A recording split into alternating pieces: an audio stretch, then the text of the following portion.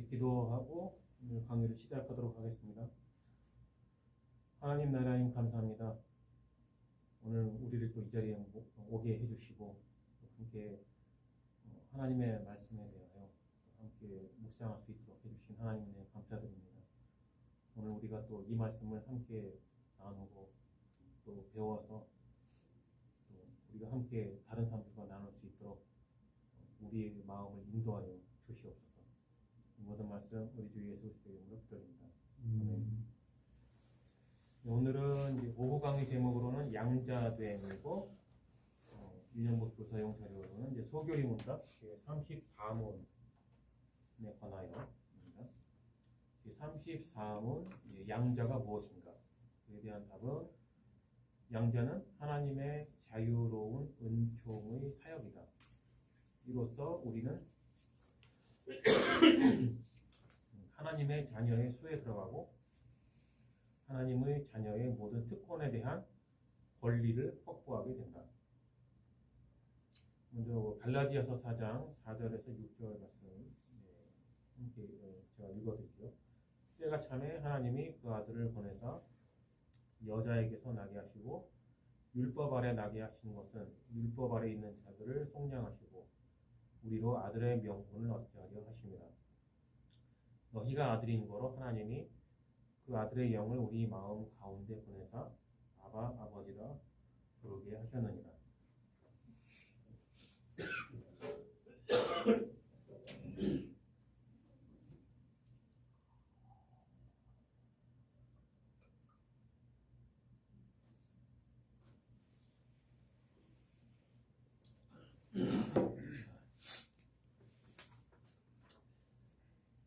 자, 지난주에 우리가 칭의에 대해서 공부하면서 전가의 교리에 대해서 이제 많이 공부를 했잖아요. 그래서 오늘은 한 가지 짚고 넘어갈 게 있는데, 우리가 구원이라는 말을 이렇게 들었을 때에, 하나님께서 죄인을 구원을 하실 때에 크게 네 가지의 단계를 지나게 하세요. 첫 번째가 소명, 두 번째가 칭의, 그 다음에 양자됨, 그 다음에 성화. 이렇게 네 가지의 단계를 지나게 하시는데, 소명이라는 거는 문자적으로는 이제 왕이 신하나 백성에게 명령을 하다라는 걸 말해요. 근데 우리가 이제 이것은 이제 부르심을 말하는 거죠. 결국에 유효한 부르심을 이제 말을 하는 것이고, 칭의는 뭐 지난주에 배웠으니까 하나님께서 죄인을 의롭다고 선언하시는 과정을 말을 하는 거죠. 그다음에 양자는 이제 뭐 그야말로 아들로 입양하시는 걸 뜻하는 거죠. 성화는 뭐 간단하게 말하면 이제 거룩하게 하신다. 거룩하지 않은 사람을 이제 거룩하게 하신다. 자, 그러면은 여기서 한 가지 질문이기도 하고 의문이기도 한 것이 하나 발생을 해요. 그럼 우리는 이 네 가지 단계 중에 언제 구원을 받는 것일까? 우리가 구원을 받았다는 말을 하잖아요. 흔히. 그랬을 때 그럼 언제 우리가 구원을 받은 것일까? 라는 질문이 생겨요. 왜 그러냐면 이 구원론에서 정통주의 교회 또는 교단 어떤 이제 뭐 이단 사이비들도 마찬가지예요. 언제 구원을 받는 것인가에 대해서 포인트를 찍고 말을 하는 경우가 있단 말이에요. 특히 여러분들 구원파 같은 이단에 대해서 들어봤죠. 구원파의 특징이 뭐냐면은 정통 기독교하고 이게 같은 말을 한단 말이에요. 비슷한 말을 해요. 한 번 구원받았으면 영원히 그 구원을 잃어버리지 않는다. 그래서 구원파에 빠졌던 사람들이 심지어는 과거에 목사님의 아들인데 구원파에 빠진 거예요. 그래가지고 아버님이 아들을 불러다가 너 왜 이단 교회 가가지고 이 아들이 아버님께 질문을 한 거예요. 한 번 구원받으면 구원을 잃어버리지 않는 거 아닙니까? 그렇다는. 그렇게 주장하는 게 뭐가 잘못된 거냐. 정통교도 그렇게 주장을 하는데 구원파에서 그렇게 주장하는 게 어디가 잘못된 건지 설명을 해달라니까 설명을 못 하신 거예요. 이 목사님이. 그럼 그런 일이 왜 생겼냐면은 구원론에 대해서 명확하게 이해를 못하고 넘어갔다는 거예요. 그 목사님인데도 불구하고 이게 좀 현실적인 문제예요. 구원론에 대해서. 자, 그러면은 교회에서 조금 관심 있게 좀 이렇게 교리나 성경을 본 사람들은 자, 부르심이 있고 칭의가 있고 양자가 있고 성화가 있다는 것을 듣게 되는데 그러면은 우리는 이 구원을 어느 시점에서 우리의 구원이 확정이 됐는가라는 질문을 받을 수가 있어요. 실제로 이단 교파에서는 또 이런 것들을 공격 포인트로 사용을 해요. 어떤 그 신자 교회를 다니고 있는 신자한테 이렇게 물어본단 말이에요. 구원 받았습니까? 예, 구원 받았습니다. 언제 받으셨어요? 이러고 딱 그 질문을 받는 순간 뭔가 한 대 얻어맞은 듯이 대답을 못하는 거예요. 뭐 생각을 해본 적이 없거든. 그래서 그 이단들은 공격하길 그러면 요때다 또는 요럴 때다라고 콕 집어서 공격을 해와요. 그러면 수많은 사람들이 그런가 보다 하고 또 넘어가고 그래서 이단으로 편입되는지 우리 교회가 말은 정통교회지만 뭔가 잘못됐다 뭐 이런 의문이 들고 하는 거예요. 그런 게 다 이제 교육의 부재다라고 이제 이야기를 해야 되는데, 자, 우리가 언제 구원을 받았을까? 하나님께서 나를 부르셨을 때 구원을 받은 것일까? 그러면 아니면 칭의, 나를 부르시고 이제 나한테 하나님에 대한 지식을 알게 하시고 알고 믿었을 때에 나를 의롭다고 선언을 하셨으니까 그때 나는 구원을 받은 것인가? 아니면 의롭다고 선언을 받고 난 다음에 하나님의 아들로 나를 입양을 해주셨을 때 그러니까 그때부터 나는 이제 확실하게 구원받은 거 아니냐? 이런 의문들이 들 수가 있다는 거죠. 그런데 다 틀렸어요. 제가 해주고 싶은 말은 그런 거 아니다. 이걸 좀 명확하게 이 구원론에 대해서는 여러분들도 그렇고 우리 아이들에게도 그렇고 이걸 좀 명확하게 짚고 넘어가야 된다. 우리가 언제 구원을 받았느냐? 그거는 어느 순간도 없어요. 전 과정이 전 과정. 이 부르심으로부터 성화의 단계까지 이 소명칭의 양자 성화가 모두가 다 구원인 거예요. 그러니까 이게 무슨 말이냐면은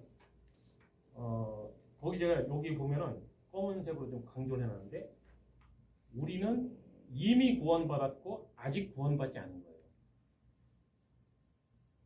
이 구원은 사실은 긴장의 연속선상에 있다. 왜 그러냐?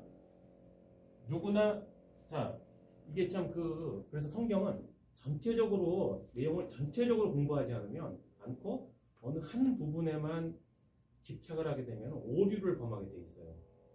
그래서 누구든지 주 예수를 믿으면 구원을 받는다고 돼 있죠. 그래서 그 말에만 집중을 해가지고 수많은 알미니안주의 교회들에서 뭘 강조했냐 목사님들이 믿습니다를 강조시켰단 말이에요. 예수를 믿는다는 말에 대답을 강요를 했어요.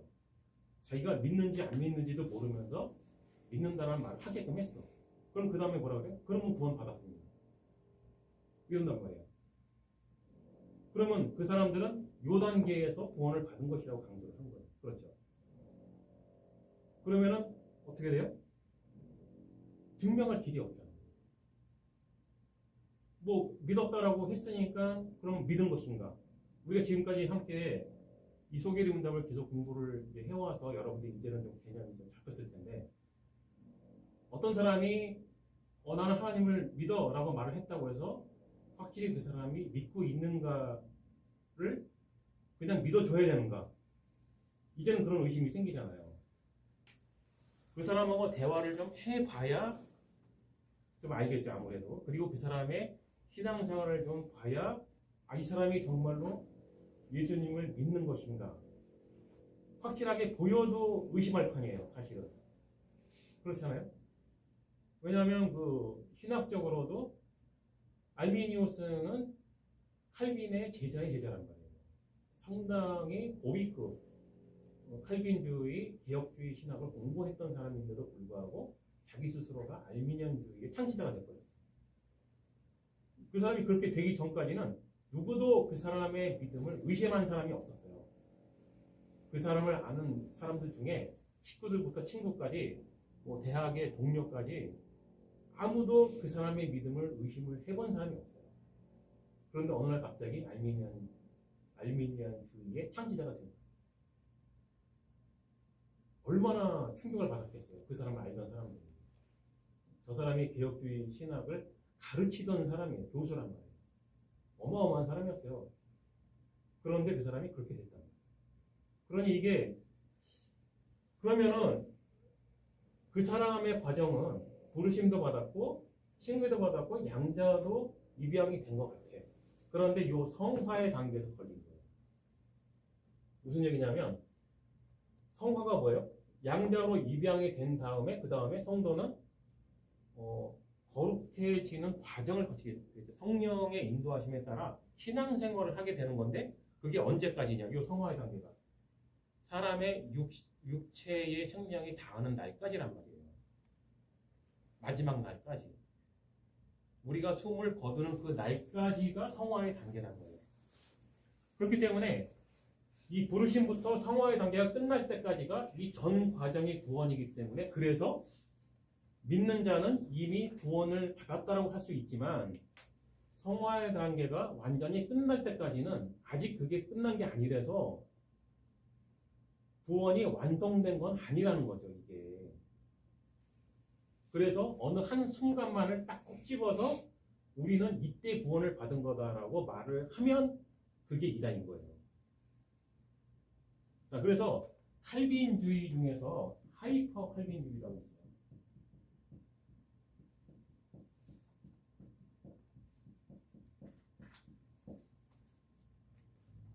자, 알미니안주의자들이 개혁주의를 공격할 때 쓰는 게 하이퍼 칼빈주의예요.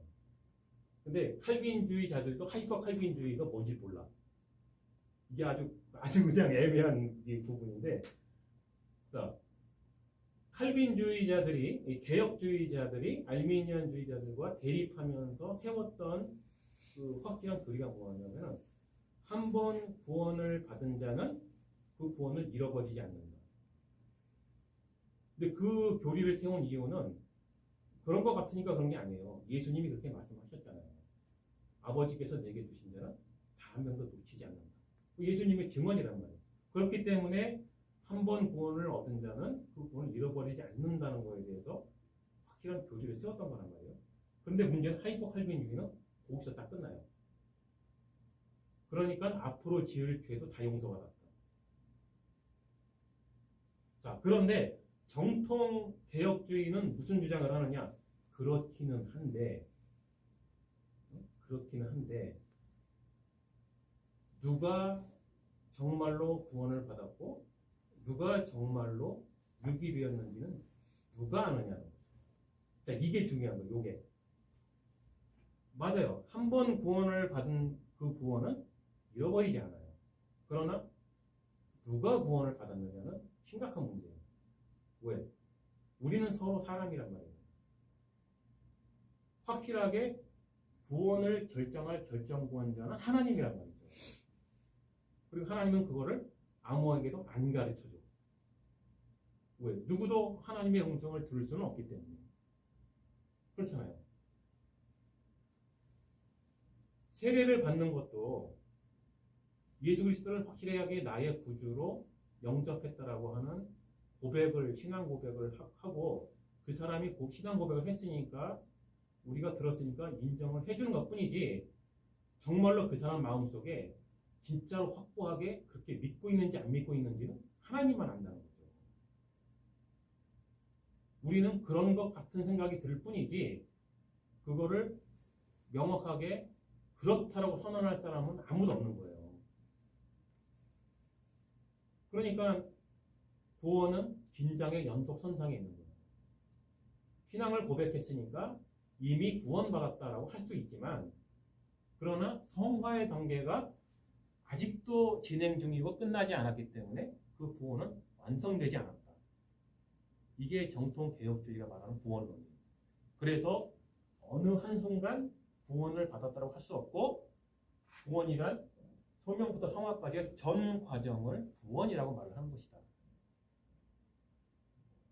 여기서 상당히 중요한 개념이에요. 이 구원론이 그래서 자 칭의 때 전가의 교리에 대해서 설명할 때 여러분들이 이해를 했을 거예요. 우리의 구원의 근거는 예수 그리스도의 의가 나에게 전가가 되었기 때문에 구원이 된 거지.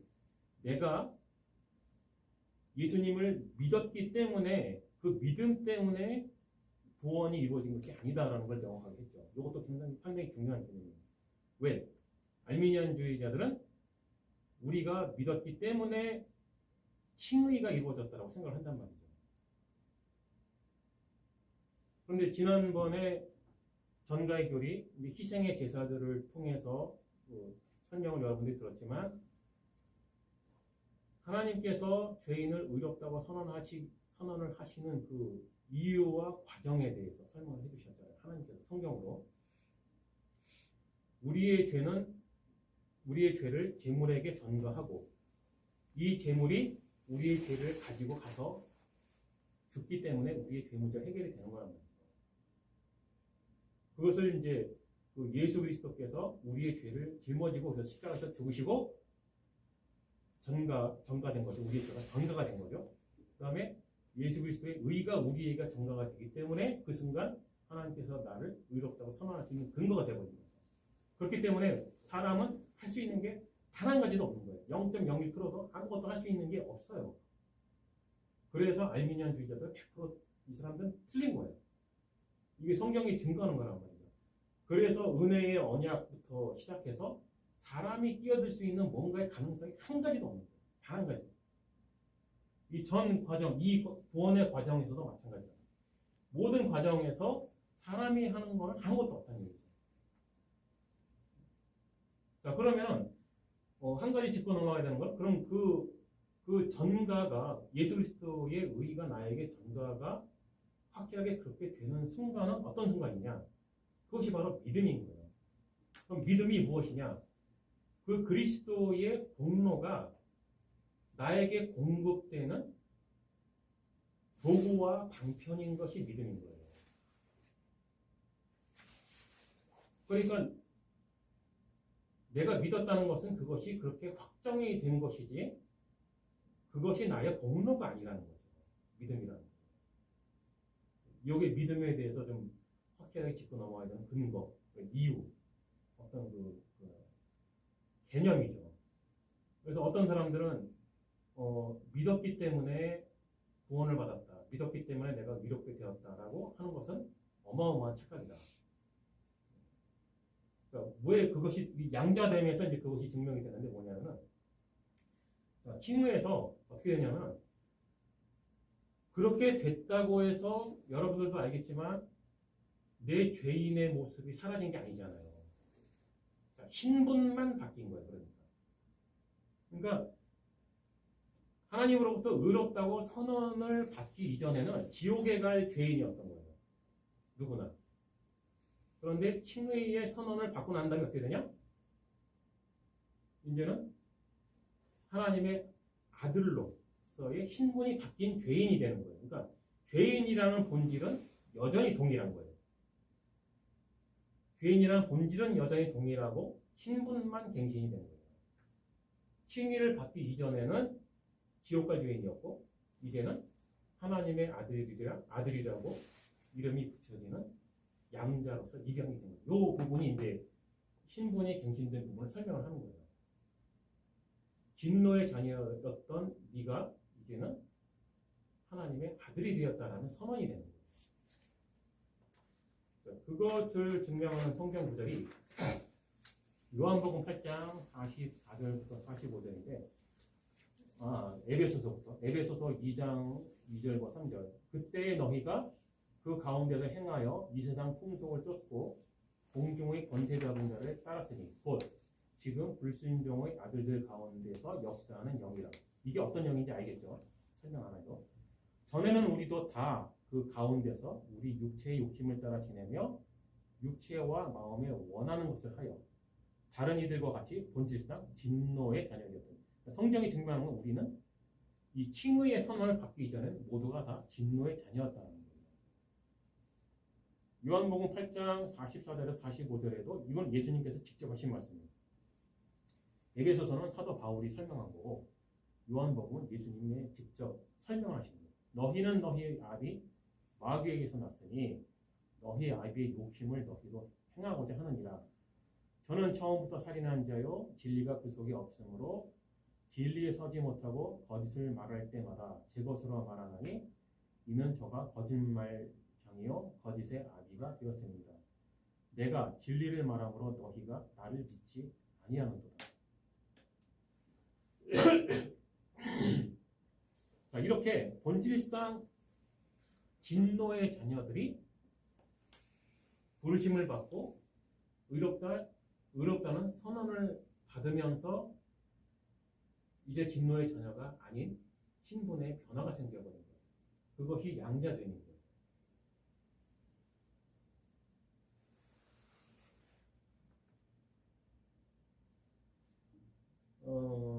여기서 한 가지 이제 조금 이제 살짝 재밌는 얘기를 하자면 신학에는 종류가 여러 가지가 있어요. 뭐 이렇게 알미니안주의 신학, 뭐 펠라기우스 신학, 그다음에 뭐 자유주의 신학, 뭐 해방 신학, 다양한 신학인데 그 중에 또 뭐가 있냐? 페미니스트 신학이 있어요. 여성 신학이라고 하는데 페미니스트 신학. 이게 뭐 이런 얘기를 하면 이제 뭐 문제가 될 수도 있으나 다행히 저는 뭐 조회수가 많이 안 나오는 영상이다 보니까 잘 이렇게 이야기할 수 있습니다만 여성 신학자들이 하는 얘기는 뭐냐? 기분 나쁘다는 거죠. 왜 하나님이 남성으로 표현되고 예수님도 왜 남성으로 그 다음에 양자됨도 왜 아들로만 되고 왜 딸 얘기는 안 나오냐 이런 식으로 따지는 그런 얘기들이 있는데 제가 개인적으로 하고 싶은 얘기는 꼭 그렇게 따져야 되겠냐 그런 거 아닌 것 같은데 왜 여기 나왔잖아요. 자녀라고 나왔잖아요. 진노의 자녀지 진노의 아들이라고 안 돼 있잖아. 그냥 그렇게 다 통합을 이야기를 한 거지 딱 남성만 이야기한 건 아닌 것 같은데 성경이 그렇게 꼭 페미니스트 신학이라는 것까지 만들어가지고 그렇게 몰고 가야 되겠나? 과연 하나님께서 성별을 이제 가려서 남성만 구원하고 여성은 구원 안 하시는 분인가? 그런 건 아니잖아요. 예수님께서도 이 땅에 사역하실 때 이렇게 따라다니던 수많은 여성분들이 있었잖아요. 그 여성분들이 실제로 수많은 역할을 하셨고 많은 도움을 줬고 그분들이 뭐 이렇게 남성 여성 가려가면서 뭐 그렇게 말을 했던 적이 있던가.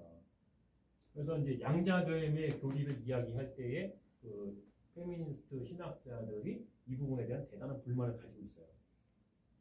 근데 뭐 그다음 뭐 신경 쓸 필요는 없을 것 같은데 그다음 그분들이 뭐 목소리가 큰 건 아니니까. 근데 혹시라도 뭐 누군가가 뭐 그런 질문을 할 수도 있죠. 왜 양자면 아들인데 왜 아들만 얘기하고 딸은 없어? 이런 얘기 한다면 이렇게 이런 대답을 해주면 됩니다. 에베소서나 뭐 여기 보면은 진노의 아들이 아니고 자녀라고 표현이 돼 있다. 아들과 딸 다 포함이 돼 있으니까 그런 거 가지고 따지지는 말자. 이렇게 이 대답을 해주면 되고.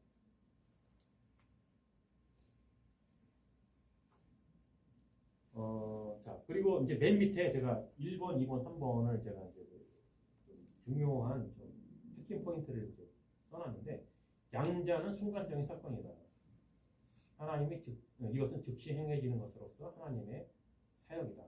무슨 얘기냐면 이제 칭의, 그러니까 부르심을 받고 칭의, 그러니까 의롭다고 선언을 받는 순간 양자도 동시에 되는 거예요. 사실은 이게 과정을 제가 이렇게 설명했을 뿐이지 이게 먼저 칭이고 양자가 나중에 이게 아니고 거의 의롭다고 칭의를 받는 순간 다 이미 칭의되고 양자되고 성화의 단계에 들어가 버리는 거거든요. 사실은 그러니까 이게 그냥 그 설명을 하기 위한 나열일 뿐이다.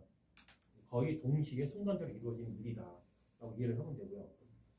그 다음에 양자는 그 결과가 영속적인 것이다. 한 번 구원에 대한 이야기죠. 그러니까 아까 이야기한 것처럼 아버지께서 양자 삼으신 자들은 결코 버려지지 않을 것이다. 예수님께서 말씀하시기를 누구도 내 아버지의 손에서 뺏을 자가 없을 것이라고 하셨는데 문제는 그 누구가 누구인지 아무도 모른다. 우리끼리는. 그것을 안다고 우기는 게 하이퍼 칼빈주의고 그리고 그런 것을 나는 틀림없다라고 주장하는 사람들의 이야기들은 경계를 해야 할 필요가 있다. 왜?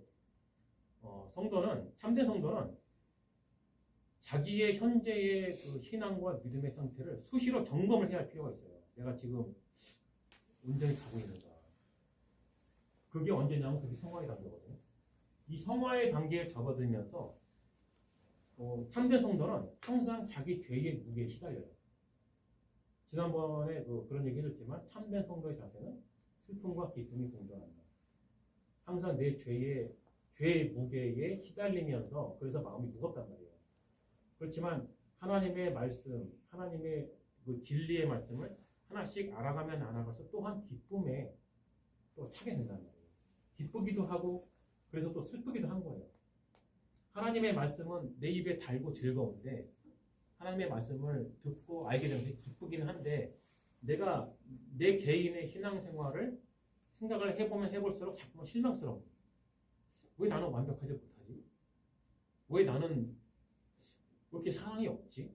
라든지 나는 왜 하나님을 입으로는 사랑한다고 하는데 실제로는 사랑하는 것 같지가 않지? 이런 고민에 시달릴 수밖에 없어요. 근데 그게 이제 계속 시달리다 보면 나중에 뭘 하게 되냐면 나 혼자 시달리는 게 아니구나. 이걸 알게 되는데 그렇지 그런 시달림이 없고 마냥 즐겁게만 하는 사람들은 사실은 문제가 있는 거예요. 왜? 저 사람은 자기의 모습을 모르나? 이런 의심을 해봐야 되는 거예요. 왜냐하면 이런 부분에서 착각에 빠지는 경우가 많거든요. 그러니까 예를 들어서 여기서 양자됨에 대해서 제가 신분의 변화만 있다고 했잖아요. 이거는 개혁주의 신학이고 카톨릭 신학은 뭐냐면 본질이 변한다고 하죠. 성령을 받은 자는 악한 본질 자체가 선한 본질로 바뀐다라고 설명해요. 상당히 심각한 문제거든요. 왜냐하면 그렇게 완벽하게 선한 본성으로 변할 수 있는 사람이 누가 있어요? 아무도 없거든요, 사실은. 그런 해석이 어디서 나왔는지는 좀 더 제가 공부를 해봐야 되겠는데 왜 그랬는지는 모르겠지만 상당한 착각을 하고 있다. 왜냐하면 카톨릭 신부들 중에서도 사건 저지른 사람들 많잖아요. 누구든지 아무리 거듭난 자라고 할지라도 여전히 범죄할 가능성이 농후한 게 인간이에요. 완전한 성도는 아무도 없어요. 모두가 성화의 단계를 지나갈 뿐이에요. 무슨 차이가 있냐면은 성령의 인도하심에 의해서 성화의 단계를 거치는 사람과 그렇지 않은 사람의 차이가 뭐냐면은 우리나라 말에 그런 말 있잖아요. 바늘 도둑이 소도둑이 된다. 뭐 이렇게 작은 것을 훔치다 보면 무감각해지고 나중에는 큰 것을 훔쳐도 두려움이 없어지는 게 도둑놈의 이제 심보잖아요. 자, 성령의 인도하심에 이 성화의 단계에 있지 않은 사람들은 마찬가지예요. 뭐 이렇게 법적으로 걸리지 않는 죄를 지을 때에도 무감각해진단 말이에요. 점점 담대해져. 이게 뭐 막말을 한마디 하다가 뭐 이렇게 잘 먹히는 것 같으니까 그 다음에 한마디 더 하고 뭐 이렇게 막 해도 괜찮은가 보다라고 하지만은 성령의 인도하심에 의해서 성화의 단계에 거치는 사람들은 어쩌다가 바늘을 하나 훔쳤어요. 그거 가지고 심장이 두근거립니다.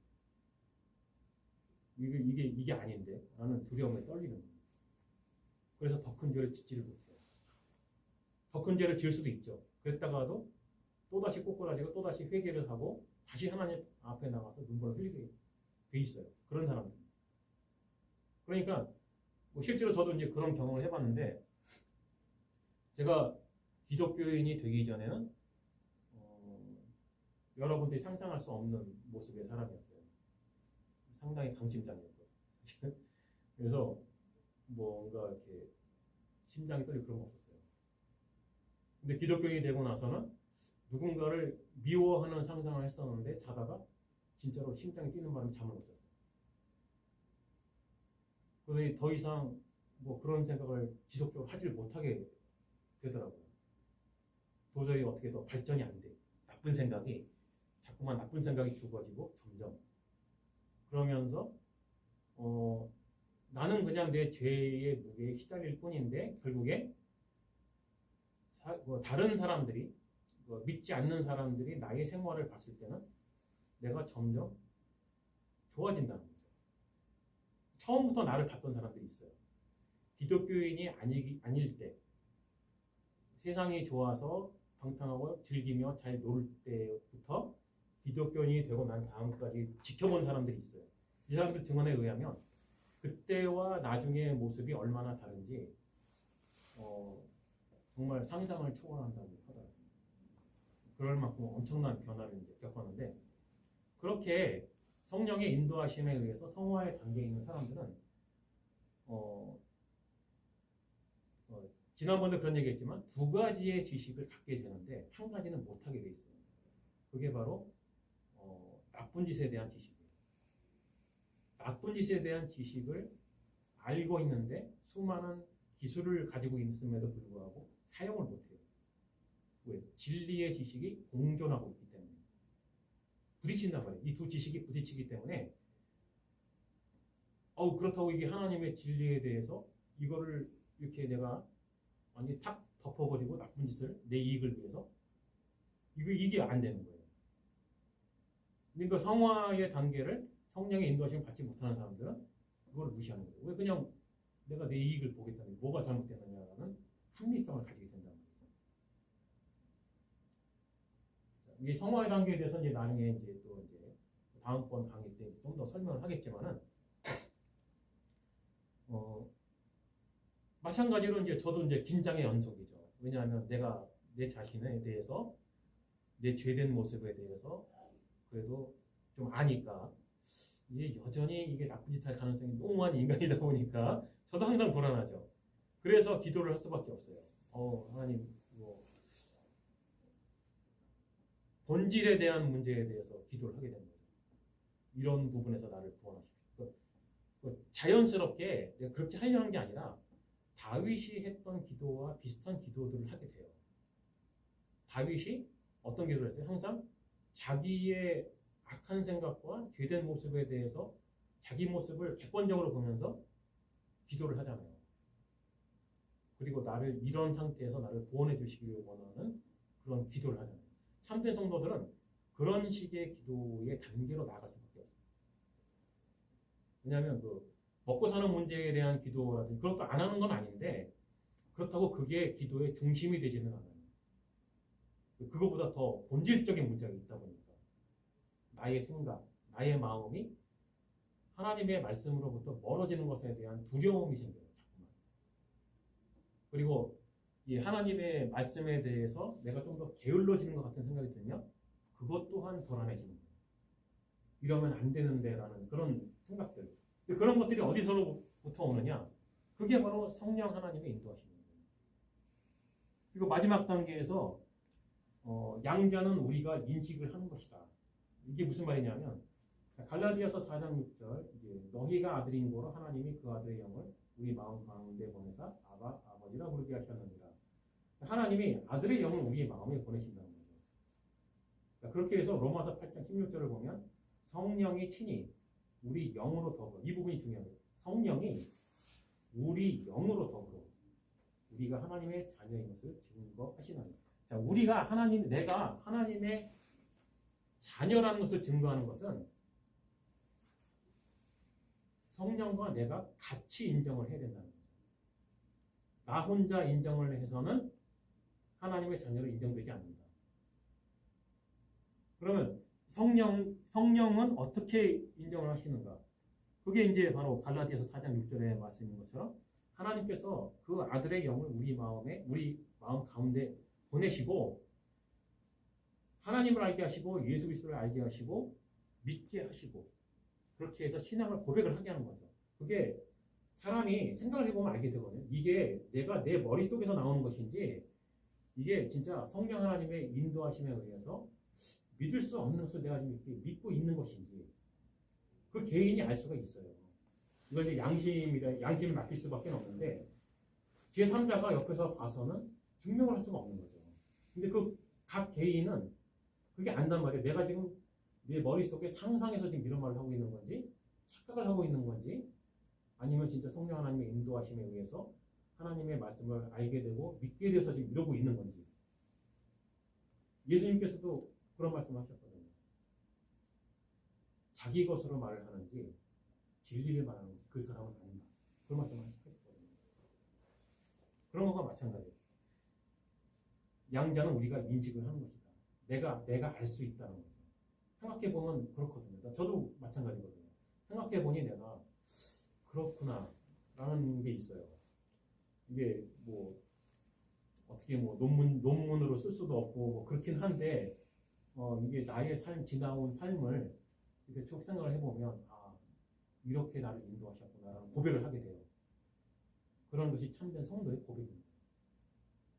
그랬을 때에 진짜 신앙생활 속에서 성령과 여기 로마서에 말한 것처럼 나의 영이 더불어서 내가 하나님의 자녀인 것을 인식하게 되는 거죠. 이런 것이. 실제로 사이비 교주나 이단 교주들 보면은 그 사람들이 정말 모르는 게 아니거든요.